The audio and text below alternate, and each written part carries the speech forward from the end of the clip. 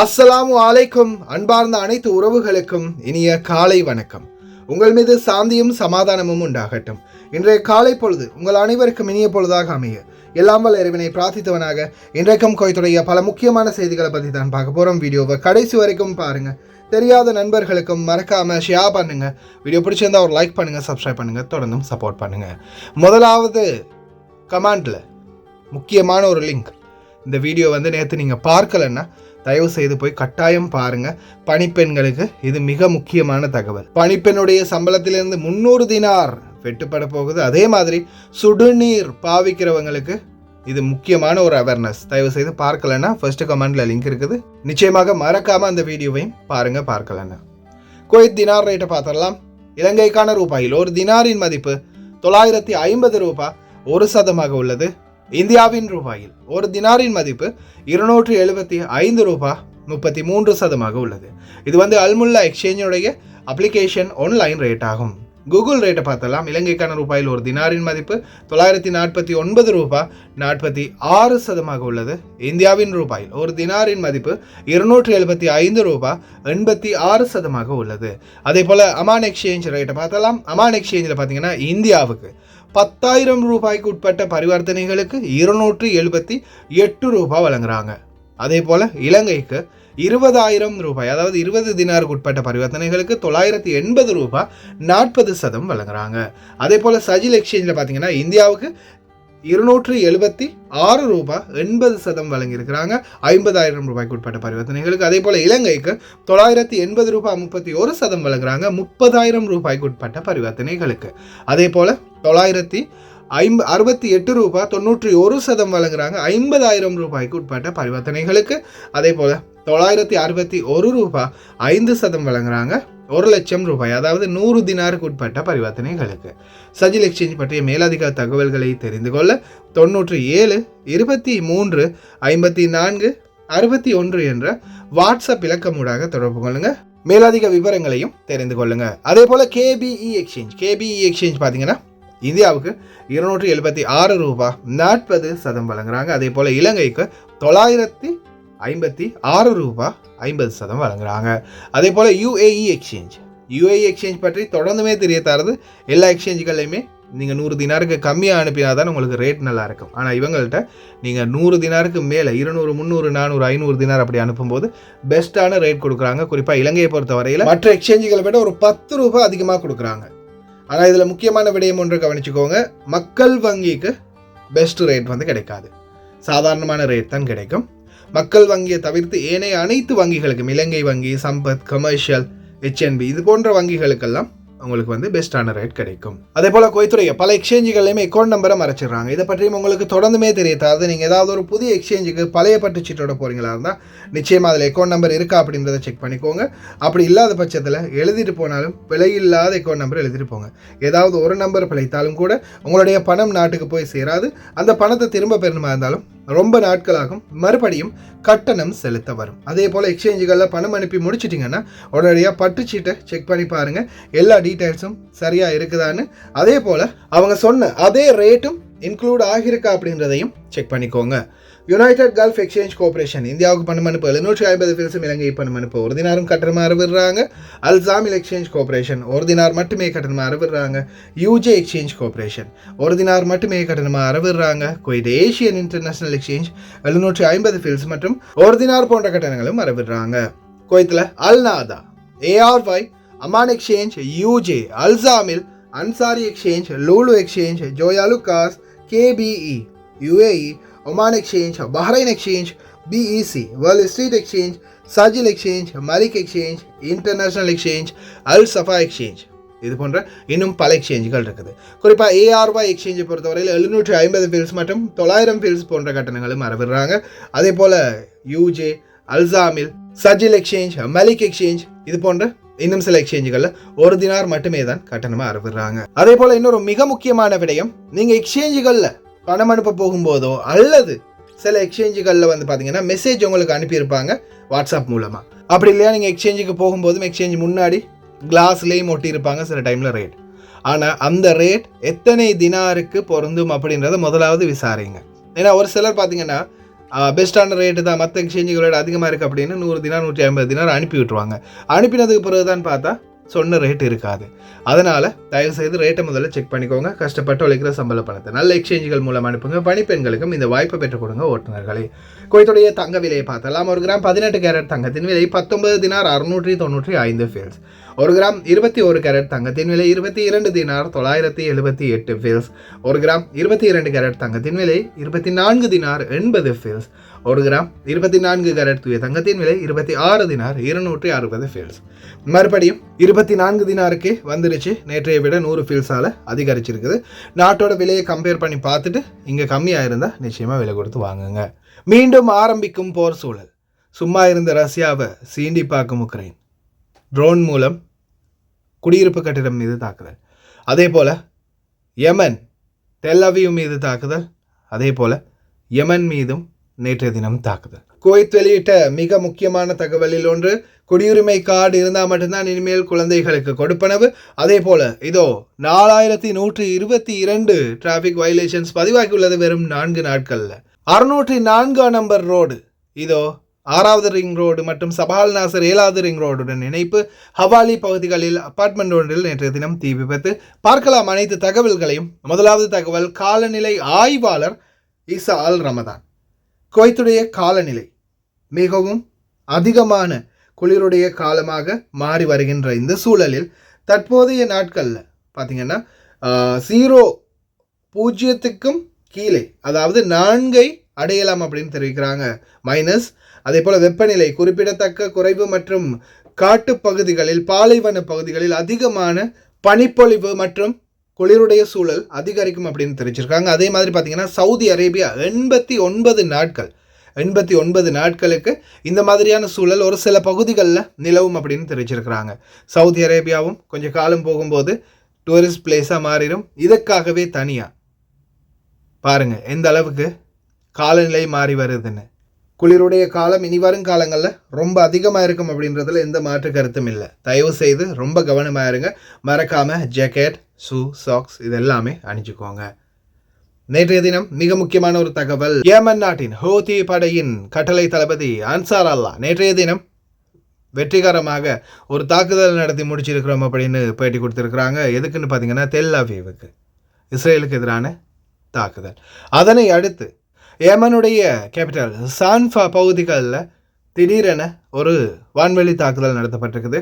இந்த தாக்குதலில் பார்த்தீங்கன்னா சிலர் காயமடைந்ததாகவும் தெரிவிச்சிருக்காங்க, உயிரிழந்ததாகவும் தெரிவிச்சிருக்காங்க. மேலதிகமான சரியான தகவல்கள் இன்னும் கிடைக்கல. நேற்று இரவு தான் இந்த தாக்குதல் நடந்ததாக தெரிவிச்சிருக்கிறாங்க. யேமன், அடுத்தது இஸ்ரேல், இது ரெண்டும் தொடர்ந்து யுத்தத்தை பண்ணிக்கிட்டே இருக்கிறாங்க. ஒரு நிறைவுக்கு கொண்டு வர சூழலே இல்லை. அதே போல தான் செங்கடல் யேமனுடைய ஆக்கிரமிப்பில் இருக்கிறதால தொடர்ந்தும் கப்பல்களுக்கான பிரயாணம் தடைப்பட்டு கொண்டே இருக்குது. கப்பல்கள் மீதும் தாக்கி கொண்டே இருக்கிறாங்க. யேமனுடைய தாக்குதலுக்கு ஓய்வும் இல்லை, இந்த யுத்தத்துக்கு ஓய்வும் இல்லை போல தான் இருக்குது. அதே போல தான் விளாடிமிர் புட்டின் என்னுடைய தாக்குதலை இனி இந்த உலகத்தில் யாராலையும் தடுக்க முடியாது அப்படின்ற மாதிரி எச்சரிக்கை விடுத்திருக்கிறார். அதுக்கான காரணம் என்னென்னு பார்த்தீங்கன்னா, கிட்டத்தட்ட 7 ட்ரோன்கள் மூலம், ஆளில்லா விமானங்கள், ட்ரோன்கள் மூலம் ரஷ்யாவின் குடியிருப்பு பகுதியான கசான் பகுதிகளில் ட்ரோன் தாக்குதலை நடத்திருக்கிறாங்க. இதில் பார்த்தீங்கன்னா கசான் பகுதிகளுக்கான விமானங்களும் தடைப்பட்டதாக தெரிவிச்சிருக்கிறாங்க. குடியிருப்பு பில்டிங் மூலம் ஆளில்லா விமானம், அதாவது ட்ரோன் மூலம் தாக்கியிருக்கிறாங்க. இந்த நிலைமை இப்படியே தொடர்ந்துட்டு இருந்துச்சுன்னா கடைசியில் ரஷ்யா கேன்சருக்கு நோய்க்கு மருந்து கண்டுபிடிக்கிறத விட்டுட்டு மறுபடியும் அணு ஆயுதங்களை தயாரிக்கிறதுலேயே குறியாக இருக்க ஆரம்பிச்சிருவாங்க. அஹமத் அல் சரா அபு முகம்மது அல் ஜூலானி ஒரு வருடத்தில் நாத்திகராக இருந்து ஜிகாதியாக மாறி உலகின் நம்பர் 3 தேடப்படும் மனிதராக மாறியது எப்படி? இவருக்கு பார்த்தீங்கன்னா பவுண்டி பணம் அமெரிக்கா $10 மில்லியன் $10 மில்லியன் அறிவிச்சிருந்தாங்க. $10 மில்லியன் இவருடைய தலைக்கு பவுண்டி பணம் அறிவிச்சிருந்தாங்க. இப்போ அதை உடனடியாக வாபஸ் வாங்கியிருக்காங்க. காரணம் என்ன? அஹமத் அல் ஷாரா தற்போது அந்த நாட்டின் அதிபராக தேர்ந்தெடுக்கப்பட்டிருக்கிறதால அதை உடனடியாக வாபஸ் வாங்கியிருக்கிறாங்க வாஷிங்டன். அமெரிக்காவின் மிக முக்கிய தகவல், வெள்ளை மாளிகையில் பேச்சுவார்த்தை நடத்தப்பட்டதில் அமெரிக்கா தற்போது வரைக்கும் ரஷ்யா, வடகொரியா, சீனாவும் அணு ஆயுதங்கள் மற்றும் ஏவுகணைகள் மூலமாக அமெரிக்க எல்லைகளை அடையும் திறன் கொண்டவை அப்படின்றத உறுதிப்படுத்தி இருக்கிறாங்க. என்னதான் நடக்க போகுதுன்னு தெரியல. உலக அழிவு நெருங்கிடுச்சு அப்படின்றதுல எந்த மாற்று கருத்தும் இல்லை. 3வது உலக போரும் ஏதாவது ஒரு நாடு தொடங்கி வைக்க போகுது. அடுத்ததா பத்தாக்கா மதனியா, அதே போல் ஏஜென்சியா கார்டு, குடியுரிமை கார்டும் பத்தாக்கா மதனியாவும் சரியான முறையில் லீகலாக ஒப்படைக்கப்பட்டால் மட்டுமே இனி வரும் காலங்களில் குழந்தைகளுக்கான கொடுப்பனவு, அதாவது பார்த்தீங்கன்னா பிறந்த குழந்தைக்கு 50 தினார், அதுக்கப்புறம் 100 தினார், 200, 300, 500 வரைக்கும் தினார் ஒவ்வொரு குழந்தைகளுக்கும் வயது அடிப்படையில் கொடுத்துக்கிட்டு இருக்கிறாங்க குவைத்தி குழந்தைகளுக்கு. அந்த கொடுப்பனவுகளை தாய் தந்தையர்கள் பெறணுமாக இருந்தால் நிச்சயமாக குழந்தைகளுடைய குடியுரிமை சான்றிதழை சமர்ப்பிக்கணும் அப்படின்றத சொல்லியிருக்கிறாங்க. குடியுரிமை சான்றிதழை சமர்ப்பிக்கும் பட்சத்தில் தான் அவங்களுக்கான அந்த பணம் கொடுப்பனவு வழங்கப்படும். அதே போல் இப்போ வரைக்கும் பார்த்தீங்கன்னா கிட்டத்தட்ட 13,000 எட்டி இருக்குது குடியுரிமை இழந்தவர்களுடைய எண்ணிக்கை. இன்னும் அதிகரிக்கும் அப்படின்னு தான் தெரிவிக்கிறாங்க உள்துறை அமைச்சகம். தொடர்ந்துமே தெரிவிக்கிறது தான். இந்த நாட்டை பொறுத்தவரையில் இந்த நாட்டு குடிமகனை திருமணம் முடிக்கணும் அப்படின்னு நினைக்கிறதா இருந்தால் நிறைய பேர் இந்த குடியுரிமைக்காகத்தான் திருமணம் முடிக்கிறது. ஆனாலும் இனி வரும் காலங்களில் அதுக்கான வாய்ப்பில்லை ராஜா அப்படின்னு தான் சொல்லணும். ஏன்னா இனி வரும் காலங்களில் திருமணம் முடித்தால் 5 வயதுக்கு மேற்பட்ட குழந்தைகள் இருக்கணும், அதே போல் கணவருடன் வாழ்ந்திருக்கணும். அதுக்கு இடையில் கணவர் இறந்து போனாலோ அல்லது குழந்தைகள் 5 வயதுக்கு உட்பட்டவர்களாக இருந்து கணவரை விட்டு நீங்கள் பிரிந்தாலோ உங்களுக்கான லைஃப் டைம் செட்டில்மெண்ட் இல்லாட்டியும் கொஞ்சம் ஒரு செட்டில்மெண்ட்டை பண்ணி உங்களை சொந்த நாட்டுக்கே அனுப்பி விட்டுருவாங்க. அதுதான் இப்போதைக்கு நடக்குது. அதனால் அரபியை நம்பி தன்னுடைய நாட்டில் இருக்கக்கூடிய ஹபீபியை கைவிட்டுறாதீங்க. கடைசியில் அதுவும் இல்லை இதுவும் இல்லாமல் போயிடும். ஹவாலி பகுதிகளில் நேற்றைய தினம் ஒரு அப்பார்ட்மெண்ட்டில் பில்டிங்கில் தீ விபத்து ஏற்பட்டிருக்குது. உடனடியாக சால்மியா மற்றும் ஹவாலி தீயணைப்பு படை விரைந்து வந்து தீய கட்டுப்பாட்டுக்குள்ளே கொண்டு வந்திருக்கிறாங்க. யாருக்கும் எந்த ஒரு சேதம் இல்லை அப்படின்னும் தெரிவிச்சிருக்கிறாங்க. அப்பார்ட்மெண்ட்களில் பில்டிங்களில் இருக்கிறவங்க தயவு செய்து ரொம்ப கவனமாக இருங்க. அடுத்ததா 4122 விதி மீறல்கள் பதிவு செய்யப்பட்டிருக்குது. மொபைல் ஃபோன், சீட் பெல்ட், இந்த மாதிரியான விதிமீறல்கள் வெறும் 4 நாட்களுக்குள்ள ஹலால் ஆர்பாத்தியம் 4 நாட்களுக்குள்ள இந்த 4122 விதிமீறல்கள் பதிவு செய்யப்பட்டிருக்குது. பெரிய தலையின் கேமரா இனி வருங்காலங்களில் எல்லா இடங்கள்லையும் ஆக்டிவில் இருக்குது. சில இடங்களில் இவ்வளோ நாளாக ஆக்டிவ் இல்லாமல் இருந்துச்சு, இப்போ தான் இயங்க ஆரம்பிச்சிருக்குது. இதில் வந்து பார்த்திங்கன்னா சீட் பெல்ட்டு நிச்சயமாக போட்டிருக்கணும். அதே மாதிரி புகைப்பிடிக்கக்கூடாது.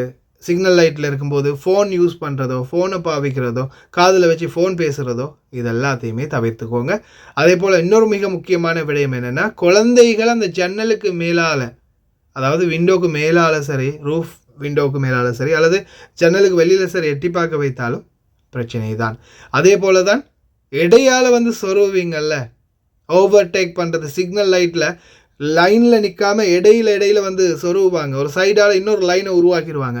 அத்தனை பேருக்கும் இந்த கேமரா மூலம் ஃபைன் விழும் அப்படின்றதையும் ஞாபகம் வச்சுக்கோங்க. அதே மாதிரி வாகன ஓட்டுநர்கள் தஃப்தர், இன்சூரன்ஸ் பேப்பர், தஃப்தர் அதை செக் பண்ணிக்கோங்க. அந்த தஃப்தர் இருக்குதா, இல்லை டேட்டு முடிஞ்சிருச்சா, இன்சூரன்ஸ் பண்ணி இருக்குதா இல்லையா, அதை வந்து கன்ஃபார்ம் பண்ணிக்கோங்க. ஏன்னா அது இல்லாமல் வண்டி ஓடுறதும் சட்டப்படி குற்றம் அப்படின்றத தெரிவிச்சிருக்கிறாங்க உள்துறை அமைச்சகம். அதில் ரொம்ப கவனமாக இருங்க. احنا نقول لا تسوق اي سياره بدون وجود وثيقه تامين. وثيقه تامين ضروريه حتى لو انتهى دفتر ملكيه المركبه وكان هناك عائق لتجديد دفتر ملكيه المركبه ما انت قادر انك تحله، اشتر التامين وخله داخل السياره معك في المركبه حتى لا سمح الله اذا بحال وقوع اي حادث او اي شيء فعندك وثيقه تامين. كذلك المخالفه المروريه تختلف ما بين عدم وجود تامين او انتهاء دفتر ملكيه المركبه، فهناك فرق كبير بينهم. فاحنا نتمنى من الجميع انهم يعني يلتزمون في هذا الشيء حفاظا على ارواحهم وممتلكاتهم الخاصه والعامه، وضروره وجود تامين ساري المفعول في المركبه اثناء استخدامها على الطرقات العامه، وهذا يعتبر من الاشياء المهمه والاساسيه ونتمنى الكل ان يتقيد فيها. முபாரக்கியா எக்ஸிபிஷன் ஃபார் நேஷனல் ப்ராடக்ட். முபாரக்கியா மார்க்கெட்டில் பார்த்தீங்கன்னா இந்த நாட்களில் சேல் போட்டிருக்கிறாங்க. அதாவது கல்ஃப் 26, கல்ஃப் 26 கால்பந்தாட்ட போட்டி நடைபெற்று கொண்டிருக்கின்றது சூழலில் இப்போ பார்த்திங்கன்னா இந்த மாதிரியான ஒரு ஏற்பாடை ஆரம்பிச்சிருக்கிறாங்க. முபாரக்கியாவில் அவங்களுடைய உள்நாட்டு உற்பத்திகளை வந்து சேல் பண்ணுற விதமாக. அதே போல் தொடர்ந்துமே இன்ஸ்பெக்ஷன் வந்து நடந்து கொண்டே இருக்குது. முனிசிபாலிட்டி மற்றும் உணவு பாதுகாப்புத்துறை, அதே போல் வணிக வர்த்தக அமைச்சகத்தின் ஆளுநரும் பார்த்திங்கன்னா அந்த இடத்துல நேற்றைய தினம் போய் விஜயம் செய்து ஃபுல்லாகவே ஆய்வு பயணத்தை மேற்கொண்டிருக்கிறாரு முபாரக்கியா மார்க்கெட் பகுதிகளில்.